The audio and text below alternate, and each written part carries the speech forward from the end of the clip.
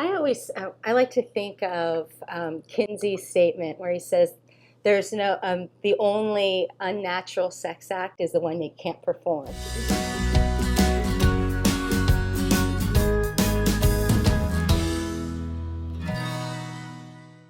So 50 Shades of Grey has opened millions of readers' eyes to the world of kink and S&M, but I don't think as many people practice it as read the books.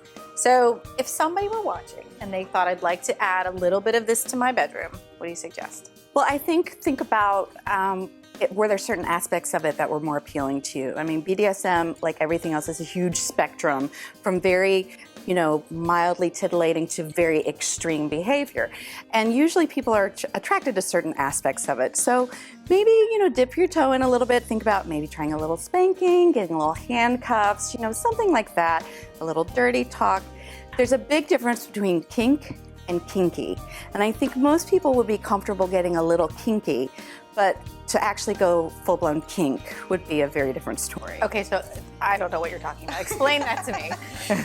So when people talk about being kink, that's really a lifestyle choice about people who really live that sexuality. Now, it may be confined to the bedroom, or they may have more what they call a 24/7 arrangement, where that aspects of power exchange and domination and sadomasochism are woven throughout their day in ways that they can still function in normal vanilla society.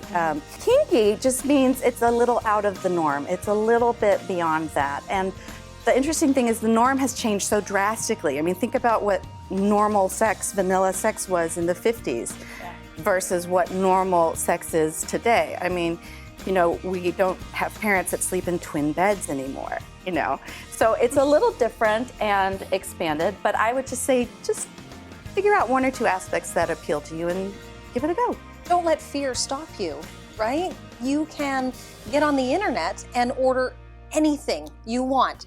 So it's no longer this fear that you have to go to a shop with the windows painted black and your neighbors might see you walking in and you come out with a giant paddle or something like that. You can order it online, have it shipped directly to your house.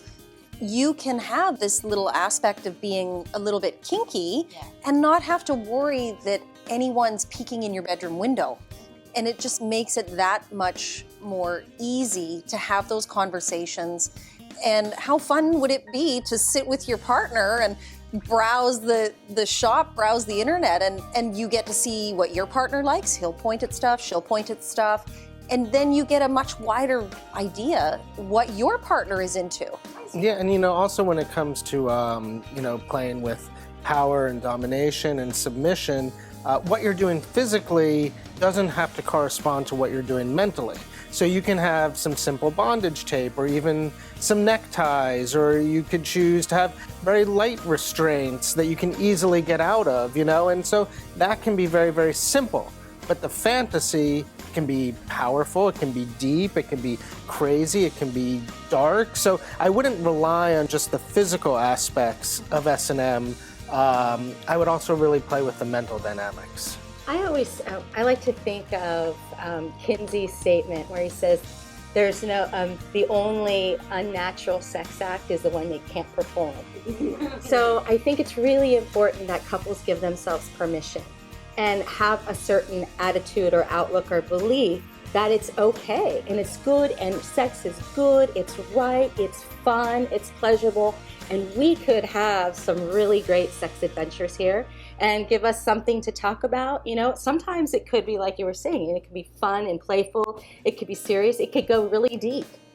And so it's really an opportunity to go deeper. And there is a relationship between what happens inside the bedroom and what happens outside of the bedroom.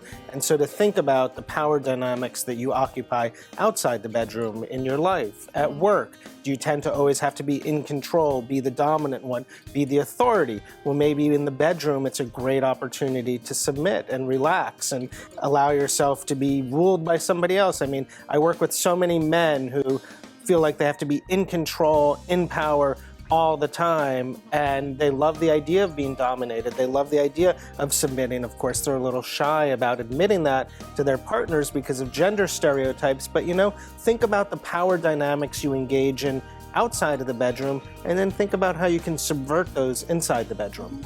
Okay, so 50 Shades of Grey has opened us up to all kinds of stuff. And you guys are pretty comfortable talking about this stuff. For people watching, if this is a new concept, you've got 5 ideas on what to do. Now go try them.